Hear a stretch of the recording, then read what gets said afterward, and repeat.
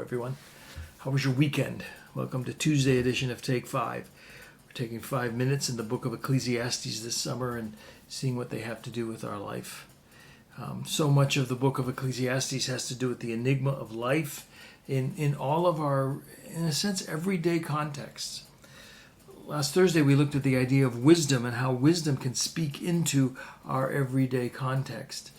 And Ecclesiastes 8 takes us right into the context of authority, the authority in which we live under. He's going to use the idea of a king as the symbol of that authority. And, something, whether it's at work or in your family or a teacher or even in church, authority can be established by God for order, right? You need it. And yet, because of the fallenness, the enigma of life, that authority can become sort of cockeyed. And what do I do now? You know that perhaps at work, or we're hearing it all over the country in churches where that's being questioned and it's abusive. And so now what do we do? Solomon is going to take the book of Ecclesiastes and chapter 8 and talk about wisdom as it deals with the issue of authority in our lives. It begins with wisdom. This is the verse we ended Thursday with. Listen to this verse again.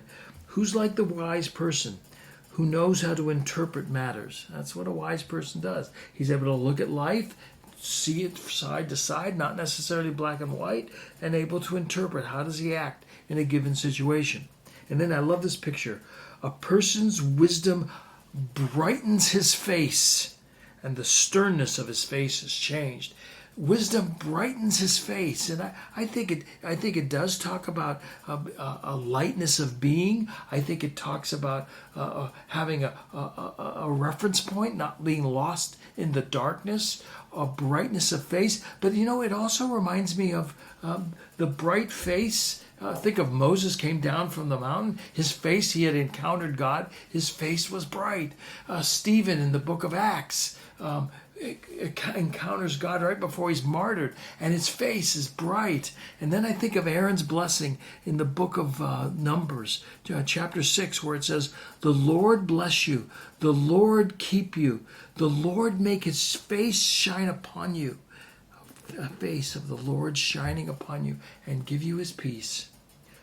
The person's wisdom brightens his face. Why? Because to truly know wisdom is to have the presence, the fear, the very person of God as part of your life. And it shows in your countenance. And maybe the countenance is a metaphor for your very presence, for your very character. A person's wisdom brightens his face, and it changes his sternness. We all know stern people, and even the way we react at times to life can be stern. If you have wisdom when life comes, even in the context here of authority, maybe that sternness can turn to brightness if you know wisdom. Here's what he says. So how do we react in wisdom to authority? First thing he says, verse 2, keep the king's command because of your oath made before God. So the first thing you ought to do when it comes to authority at work, at home, in church, in the city, in the government in which you live, this is similar to Romans 13, cooperate with it.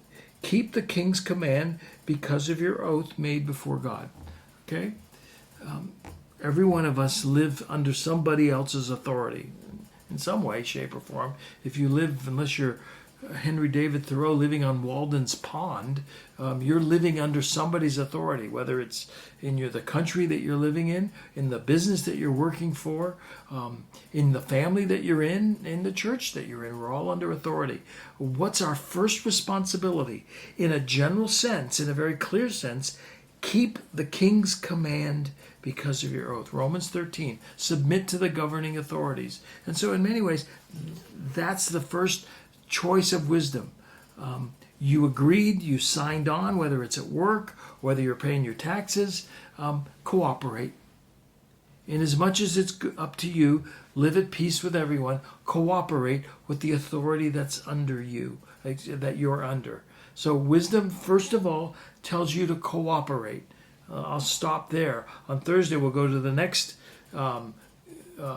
idea because I know your questions. And Solomon is going to tell us that sometimes wisdom is going to tell us to walk away, to withdraw.